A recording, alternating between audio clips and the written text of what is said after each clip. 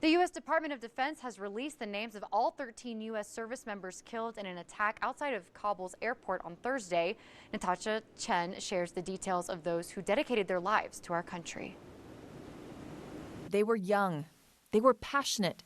They believed in their mission. Ladies and gentlemen, as we all know, the freedom we enjoy as Americans isn't free. Across the U.S., the families and hometown communities of these 13 U.S. service members are grappling with loss after a suicide bomb attack killed them and more than 170 others outside Kabul's international airport on Thursday. A moment of silence was held for 20-year-old Marine Lance Corporal Jared Schmitz of St. Charles, Missouri. We are incredibly grateful for Jared's service to our nation.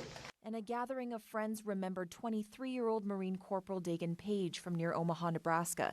His family says he was a longtime Boy Scout, played hockey, and loved hunting and the outdoors. He was kind. He was one of the nicest person I've ever met. I mean, he was there for you when you needed it, and he was there for you when you didn't want it. But he was the definition of a best friend I've ever had. The father of 31-year-old Marine Staff Sergeant Taylor Hoover of Salt Lake City said his son was called to action by a defining moment of his generation. He was 11 years old at 9/11, and at that time he decided that, hey, that's what I want to do. Best kid in the world. He couldn't ask for any better.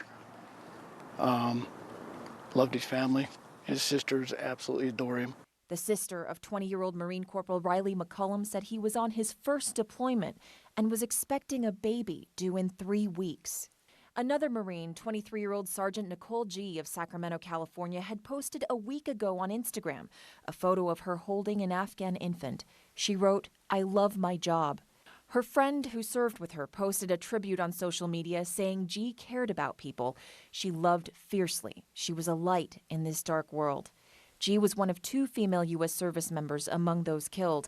The other was 25-year-old Marine Sergeant Yohani Rosario Pichardo from Lawrence, Massachusetts. In a conversation with her mother yesterday, she spoke of her daughter as a vibrant young person who wanted to give back to the community. And as a result of that, it is her mother's desire that Yohani will be brought back to the city of Lawrence as the hero she is. In addition to the 11 Marines killed, 1 Army Staff Sergeant, 23-year-old Ryan Noss, and 1 Navy hospitalman, 22-year-old Maxton Soviak, were also killed. The last time Soviak spoke to his mother, she told him to be safe. The family said Soviak's last words to her over FaceTime were, "Don't worry, Mom. My guys got me. They won't let anything happen to me." His mother said she realized they all just went together. The tribute written about Sergeant Nicole G. by her friend who served with her in the Marines also talked about the fact that some of the younger generation may have only served on peaceful missions. They've heard war stories from Iraq and Afghanistan veterans, but may have felt removed from the combat experience. That is, until Thursday. That post talked about how the explosion made the realities of America's longest war extremely personal for them. Back to you. And developing overseas now, the U.S. Embassy in Afghanistan issued a security alert for the Kabul airport Saturday night due to what they're calling a specific credible threat. The warning from the U.S. Embassy in Kabul aligns with intel that military commanders gave President Biden on Saturday.